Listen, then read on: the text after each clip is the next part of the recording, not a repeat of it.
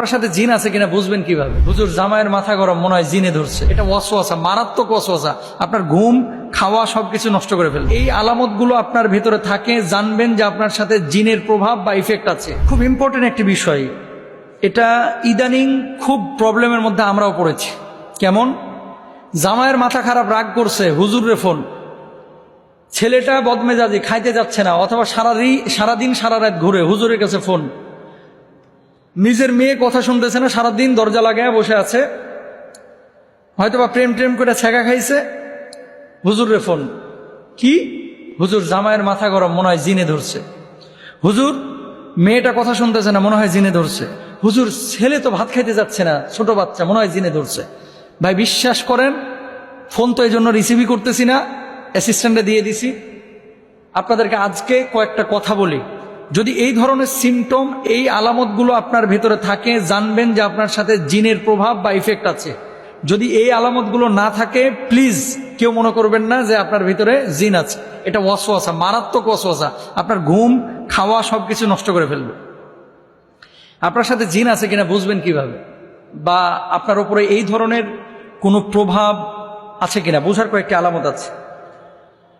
জাগ্রত অবস্থায় কয়েকটা লক্ষণ আপনাদেরকে বলি। এখন শুরুতে বলি, এই আলামতগুলো যদি আপনার মধ্যে থাকে তাহলে জেনে নেবেন আপনাকে একজন প্রসিদ্ধ রাকির কাছে যাইতে হবে। রুকিয়া সেন্টার যেগুলো, আমি বলছি না হুজুরের কাছে আসেন, হুজুর এগুলো কাজ করে না। রুকিয়া সেন্টার ঢাকায় যেগুলো আছে, এই রুকিয়া সেন্টারগুলো মানে এরা স্পেশালিস্ট, এগুলো নিয়ে কাজ করে। এদের কাছে যাবেন এবং তদবির নেবেন। হার্টে ব্লক ধরা পড়ছে, আপনি যদি ডায়াবেটিসের ডাক্তারের কাছে যান, কাজ হবে? হবে না।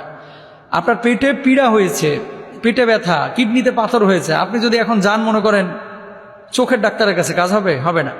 তো যারা রুকিয়া সেন্টারে কাজ করে এরা এগুলো নিয়ে স্পেশালিস্ট, মানে এগুলোর বিষয়ে তারা বিশেষজ্ঞ। তাদের কাছে যাবেন এবং কাজ করবেন। আমরা যেটা করি আমল দিয়ে দিই আর কি। যাই হোক, এখন আপনাদেরকে বলি যে জাগ্রত অবস্থায় যদি এই সমস্ত লক্ষণ পান, জানবেন যে আপনার কাছে বদজিন আছে। এক নাম্বার, কিছু মানুষের কোনো কারণ ছাড়াই মাথা ব্যথা। ঘুম ঠিক আছে, খাওয়া ঠিক আছে, কোনো টেনশন নাই, তারপরেও সারাক্ষণ মাথাটা জিমায় আর চিনচিন করে মাথা ব্যথা করে। চোখ কান এগুলোর সমস্যাই না, এমনিতে মাথা ব্যথা করছে। দুই নাম্বার, কিছু মানুষ দেখবেন এবাদতে মোটেও মজা পায় না। নামাজ পড়তে ভাল লাগতেছে না, জিকির আজকার ভাল লাগতেছে না, তেলাওয়াত ভাল লাগছে না, আল্লাহর প্রতি বিরূপ ধারণা আসতেছে। মানুষকে দেখলেই মেজাজ খারাপ হয়ে যাচ্ছে, আব্বাকে দেখলেও মেজাজ খারাপ হয়ে যায়, আম্মাকে দেখলেও মেজাজ খারাপ হয়ে যায়। এরকম হয় কিন্তু অনেক সময়। যদি এরকম ইবাদতে বিমুখতা আসে তাহলে জেনে নেবেন যে কিছু একটা আপনার ভেতরে ঘটছে।